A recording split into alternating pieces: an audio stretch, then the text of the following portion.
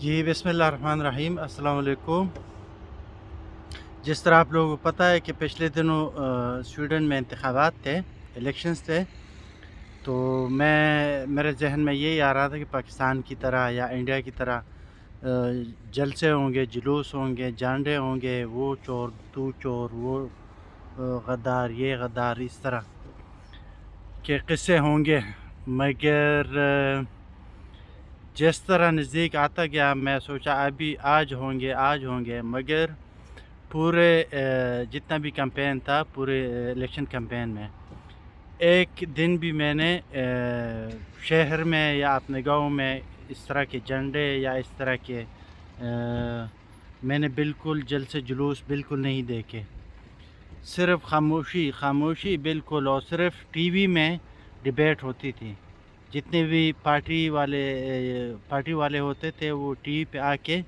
مختلف T Vs پہ وہ ڈیبیٹ کرتے تھے کہ کون سی پارٹی کیا کرنے والی ہے، آئندہ الیکشن میں اگر آپ اس کو ووٹ دیں گے تو کیا کرے گی وہ پارٹی، تو اسی طرح ڈیبیٹ ٹی وی میں ہو جاتے تھے۔ جس پارٹی کا بھی منشور ہوتا تھا، جو پارٹی جس بات پہ بات کرتی تھی تو وہ ٹی وی پہ ڈیبیٹ میں لوگ اسے دیکھ سکتے تھے، ادروائز کوئی جلسہ جلوس پورے سویڈن میں نہیں ہوا۔ میں بہت کنفیوز تھا کہ میں کس کو ووٹ دوں، مجھے پتہ ہی نہیں تھا، نہ اب بھی مجھے نہیں پتہ کہ ہمارا منسٹر کون ہے، ہمارا جو ناظم ہے ضلعی والا، جو میونسپلٹی والا جو ہے وہ کون ہے، یا اسٹیٹ لیول پہ جو ہے وہ جس طرح ایم پی اے میں نے یا ایم ایل اے اس طرح کا ہوتا ہے، وہ مجھے اب بھی تک نہیں پتہ کہ کون ہے۔ تو 8 پارٹیاں تھی الیکشن میں،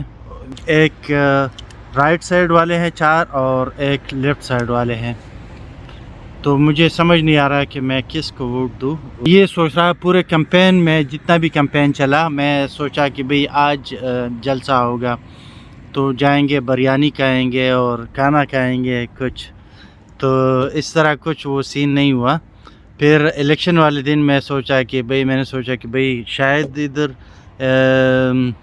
جو الیکشن پولنگ اسٹیشن ہے اس میں شاید جس طرح ہمارے یہاں ہوتا ہے، سب پارٹیز کے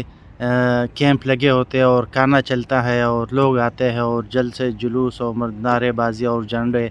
اسی طرح کوئی مطلب میں یہ سوچ رہا تھا کہ بھئی ادھر جائیں گے، کوئی بریانی شریانی کھائیں گے، کوئی کھانا کھائیں گے، جو بھی مطلب وہ پارٹیز والے آئیں گے تو ادھر پولنگ اسٹیشن میں بھی بالکل سناٹا، بالکل خاموشی، کوئی جو آتا تھا ایک گاڑی کھڑی کرتا تھا اور اندر جا کے ووٹ ڈال کے بس نکل جاتا تھا۔ پورے پولنگ اسٹیشن میں گنتی کے حساب سے اگر میں گنوں، ٹوٹل جو ووٹ ڈالنے والے تھے، اور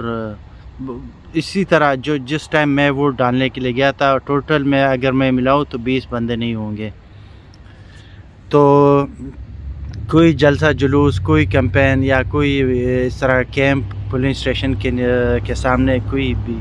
اسی طرح کا نہیں لگا تھا۔ میں تو یہ اس سوچ میں گیا تھا کہ بھئی ادھر کھانے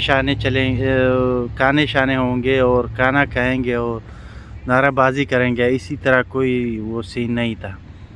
تو صاف اور شفاف الیکشن ہوئے، اور پھر جو رائٹ سائڈ والے ہیں اس نے 50 پہلے دن تو اس نے 49 سیٹیں لی تھی، اور لیفٹ سائڈ والے نے 48 لی تھی، ایک سیٹ کم تھا۔ پھر 3 دن بعد جب فل الیکشن کا رزلٹ آیا تو رائٹ سائڈ والوں نے 50 لی تھی اور لیفٹ سائڈ والوں نے 48 ووٹ لیے تھے، 48 سیٹیں لی تھی۔ تو 2 سیٹوں کا صرف جو لیفٹ سائڈ والے ہیں اس کے پاس ابھی فی الحال گورنمنٹ ہے، سٹنگ گورنمنٹ والوں نے 48 سیٹیں لیے، اور جو رائٹ سائڈ والے ہیں اس نے 50 لیے، اور جو اسٹیٹ منسٹر ہے وہ لیفٹ سائڈ والے جو ابھی سٹنگ گورنمنٹ ہے۔ اس نے بالکل نتیجے کو بالکل تسلیم کیا، الیکشن کو تسلیم کیا کہ ہم نے